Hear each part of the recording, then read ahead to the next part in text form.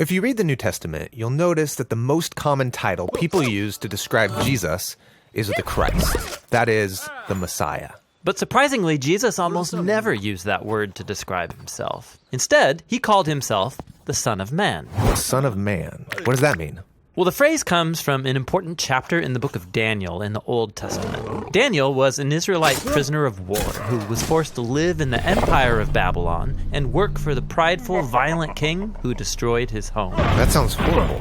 And while he was living and working in Babylon, Daniel had this crazy prophetic dream. You ready for it? I'm ready. He saw 4 beasts crawling out of a dark sea, hybrid monster-like animals, each scarier than the one before. And the 4th beast is so mutant, there's nothing to compare it to. And it's violent, leaving death and destruction in its wake. What in the world is this about? Well, he's told that these beasts symbolize violent, prideful kings and their empires. Oh, like the one Daniel's enslaved to. Yeah, and these creatures might seem random to you, but these images are developing an important biblical theme. How humans are these remarkable creatures, capable of doing great good and horrible evil. How we can behave like animals.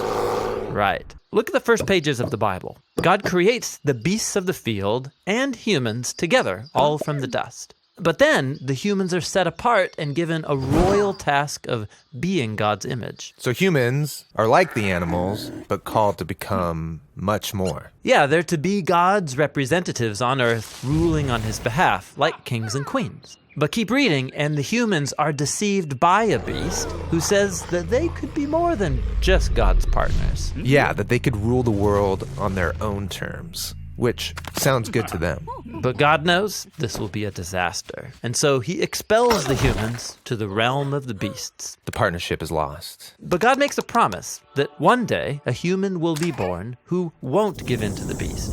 Rather, he'll overcome and strike the beast while being struck by it. Okay, so for the rest of the biblical story, we're waiting for that human.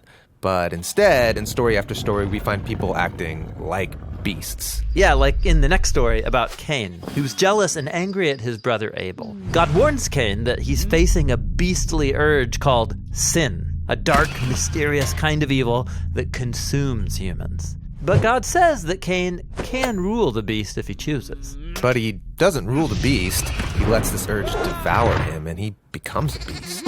And then after this, Cain's children spread their animal-like violence, and it leads to the founding of a whole civilization known for its beastly pride, the city of Babylon. Okay, Babylon. So fast forward, this is where Daniel is enslaved, having this bizarro dream. Exactly. Now, watch what happens next in Daniel's dream. He sees into God's throne room where a court is set up, and God condemns the beast to destruction. That's great. And then Daniel sees that there's actually more than one divine throne. Oh, right, the throne that humanity left behind. Right. There hasn't been a human who's able to overcome the beast and rule alongside God until now. Daniel sees a figure called the Son of Man, which means a human. And he rides on a cloud up into God's presence and then sits down on the divine throne to rule the world. The partnership's renewed. Yes, and even more. All humanity worships and serves this Son of Man alongside God. Oh,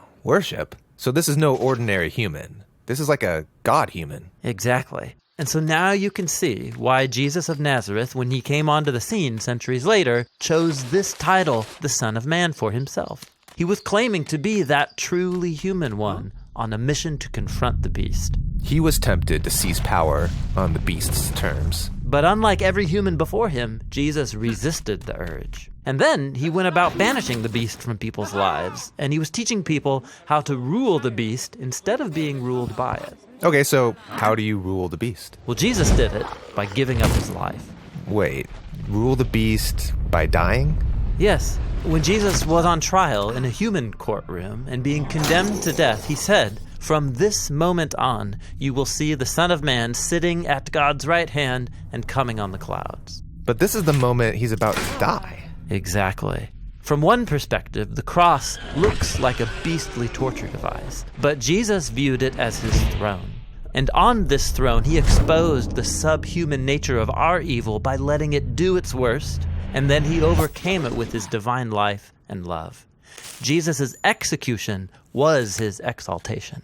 So Jesus is the first human to overcome the beast. And as a result, he can partner with God to rule the world. And so now, Jesus is summoning a new humanity into existence, one that can overcome the beast in the same paradoxical way. To rule the beast by dying. And then by discovering that Jesus' life and power can become our life and power. So we can rule the world as God's partners, but Jesus style, in the power of service, humility, and self-giving love.